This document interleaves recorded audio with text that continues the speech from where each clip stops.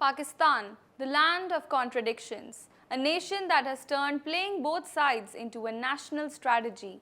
From sheltering Osama bin Laden to now betraying its so-called iron brother China, Pakistan once again stands accused of playing a double game on the world stage. Today we dive deep into Pakistan's latest act of geopolitical hypocrisy, the rare earth mineral saga, where Islamabad is openly flipping sides between China and the United States. Is it survival or just another case of deception? Let's find out. Welcome back to TFI Global. For decades, Pakistan has called China its all-weather friend. Under Beijing's Belt and the Road Initiative, the BRI, Pakistan became one of the largest recipients of Chinese investment. Billions of dollars flowed into the China-Pakistan Economic Corridor, or the CPEC, a network of highways, railways and the strategic Gwadar port. In return, China gained a gateway to the Arabian Sea and access to Pakistan's natural treasures, including the rare earth elements, the critical ingredients for everything from fighter jets and EVs to microchips and missiles.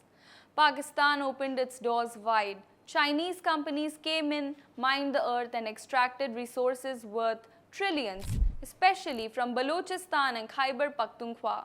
In exchange, Pakistan got loans, not growth. Critics say it was a neo-colonial bargain. China took the gold, Pakistan kept the debt.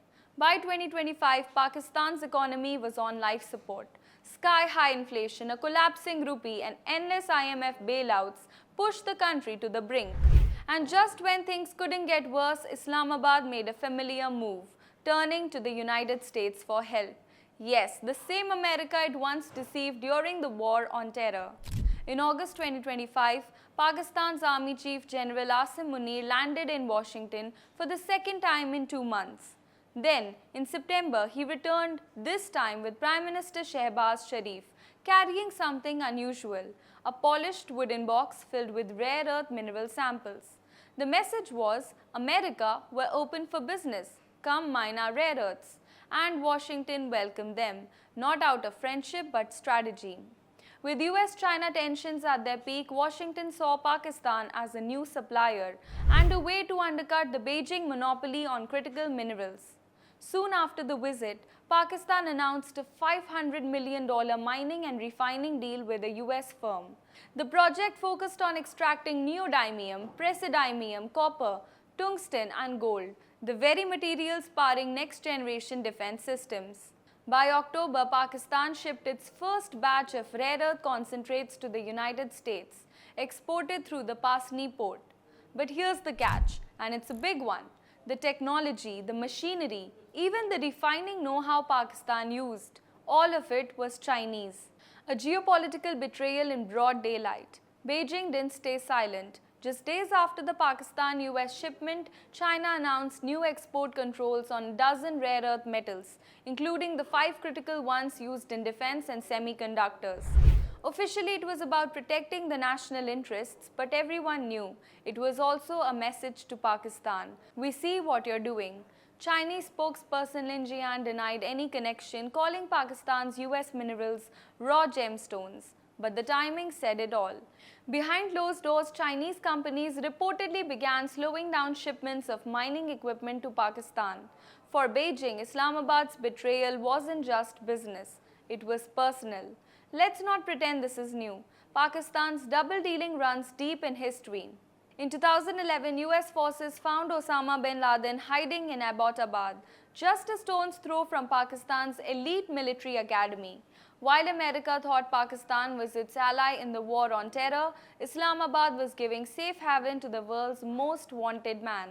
In 2018, Donald Trump lashed out, tweeting that the US had foolishly given $33 billion in aid to Pakistan, only to be lied to.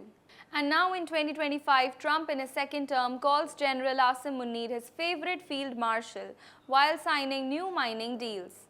History, it seems, has a dark sense of humor. Some argue Pakistan isn't being hypocritical, just pragmatic. A nation drowning in debt must play all sides to stay afloat. But let's be honest, When you take China's money, use its technology, then hand over your resources and the same tech to America, that's not pragmatism, that's opportunism. It's the same double game Pakistan has played on for decades, with the US, with the Taliban, and now with China. Pakistan's foreign policy isn't about loyalty, it's about leverage. And everyone knows you can't trust a player who keeps switching teams every inning. Pakistan's rare earth pivot has done more than anger China. It's exposed the cracks in global alliances. Beijing now questions whether Pakistan can still be a cornerstone of its Belt and Road Initiative. Washington, on the other hand, is cautiously optimistic, using Pakistan's desperation to weaken Chinese influence in South Asia.